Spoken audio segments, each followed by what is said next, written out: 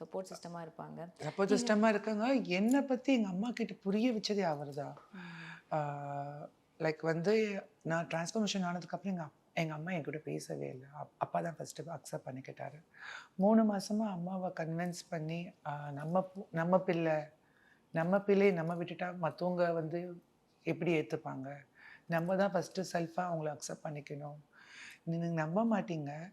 எனக்கு தான் இது அப்போ தான் தெரியும். நான் ஒரு 10, 15 வருஷம் முன்னாடி அ ரோட் சைட்ல நிக்கிற டிரான்ஸ்ஜெண்டர்ஸ் கிட்ட போய் நைட்டு அவங்க கிட்ட போய் அவங்களுடைய லைஃப் எப்படி இருக்கும்? அவங்களுடைய மாற்றங்கள் இருக்குன்னு சொல்லி என்னை பத்தி தெரிஞ்சுக்க அப்பா அப்போ ஃபுல்லா வந்து லைக் வந்து எல்லாமே தப்பா பார்க்குறாங்க. எல்லாமே ஒரு டிசீஸ் மாரி பார்க்குறாங்க. எல்லாம் ஒரு வந்து இது வந்து ஒரு வந்து மத்தவங்க மாத்திட்டாங்கன்னு நெனைக்கிறவங்க இல்ல. என் பிள்ளை வந்து எனக்கு தெரியும். பட் அந்த பிள்ளைக்கு என்னென்ன கஷ்டம் இருக்கு, அந்த கஷ்டத்த வந்து நம்ம வந்து கூட இருந்து எப்படி சப்போர்ட் பண்ண முடியும்னு சொல்லிட்டு எங்க அப்பா அதெல்லாம் கேட்டு தெரிஞ்சுக்கிருக்காரு.